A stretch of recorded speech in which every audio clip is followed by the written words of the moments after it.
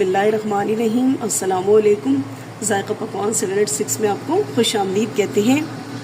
अल्लाह ताला आपको और आपके वालिदैन को भरपूर सेहत के साथ लंबी उम्र अता फरमाए, आमीन सुम्मा आमीन। तो आज हम आपके साथ रेसिपी शेयर कर रहे हैं बीफ कौरमा। बीफ कौरमा बनाएंगे हम। रेसिपी अच्छी लगे तो लाइक और शेयर ज़रूर कीजिएगा। तो चले चलते हैं, रेसिपी शुरू करते हैं। ये यहाँ पर मैंने कढ़ाई रख दी और इसमें मैंने प्याज फ्राई करके निकाला था। ये वही तेल है, देखिए 3 दरमियानी साइज़ की प्याज थी, इसको मैंने फ्राई करके निकाल लिया है। ठीक है, प्याज बहुत ज़्यादा डार्क ना हो, वरना क्या होता है कौरमे का कलर जो है डार्क हो जाता है। तो बस इसी तेल के अंदर मैं गोश्त चढ़ा दूँगी। थोड़े से मेरे पास खड़े गरम मसाले हैं, 2 तेज़ पत्ते हैं, 10 से 15 मेरे छोटी वाली ये काली मिर्च है, 1 बड़ी इलायची है, 4 मेरे पास छोटी इलायची है, ये मैं इसमें शामिल कर दूँगी। और इसी के साथ डाल देंगे हम दही, क्योंकि आधा किलो गोश्त है। आधा किलो गोश्त के लिए मैंने 1.5 पाव दही का इस्तेमाल किया है। अच्छा, दही को फेंट के लेना ज़रूरी नहीं है, फेंट लें या नहीं फेंटें कोई ऐसी बात नहीं है, आप जैसे भी डाल दें। अब इसको क्या करेंगे, दही को हम तेल में अच्छे से मिक्स कर दें ज़रा सा।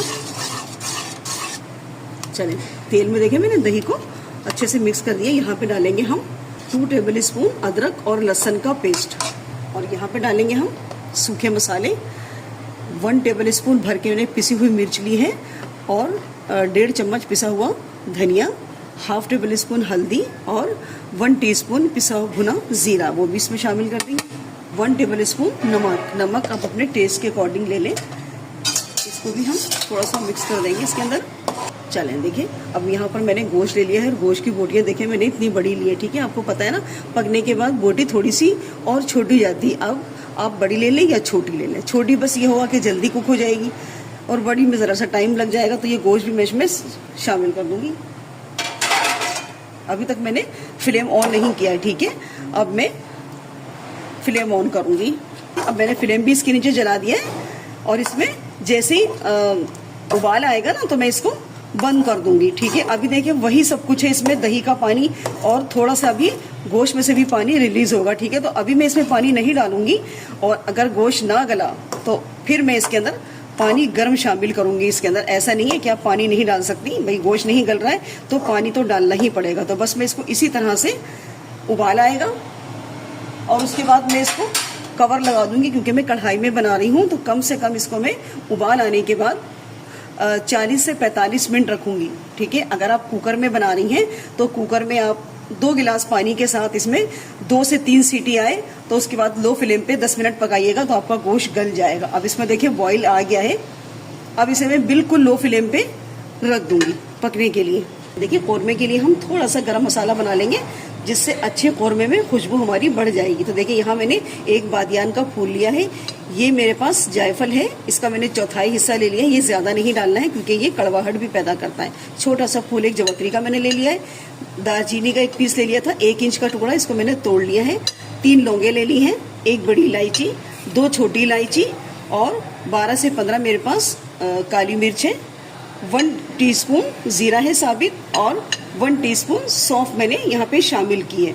तो हम इसको सबको पीस लेंगे बारीक पाउडर फॉर्म में। यहाँ पर गोश्त हमारा कुक हो गया है, मैंने चेक कर लिया है, नमक भी मैंने चेक कर लिया है। ठीक है, अब यहाँ पर हम डाल देंगे थोड़ा सा, इसके अंदर हल्का सा पानी है, तकरीबन आधा कप। तो हम इसमें ये प्याज शामिल कर देंगे। मैंने इसको हाथ से ही चूर कर लिया है, क्योंकि इसको बहुत ज़्यादा पेस्ट हमें नहीं बनाना है। तो बस ये हम इसमें डाल देंगे और इसमें मिक्स करेंगे। देखिए, इसमें प्याज से और दही से ही ग्रेवी बनती है।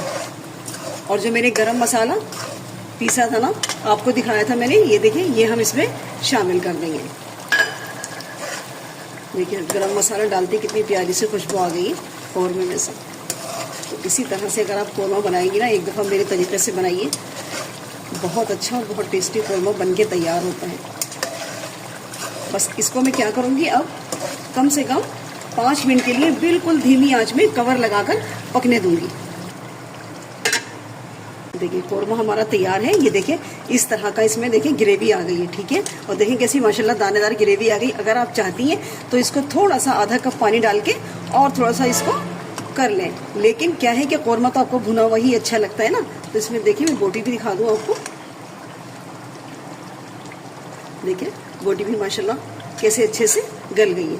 तो बस यहाँ फ्लेम बंद कर रही है और कौरमा हमारा तैयार है। रेसिपी अच्छी लगा करें तो लाइक और शेयर कर लिया करें, और चैनल पे नए हैं तो चैनल को भी सब्सक्राइब कर लें। मिलते हैं नेक्स्ट वीडियो में एक नई रेसिपी के साथ। अल्लाह हाफिज़।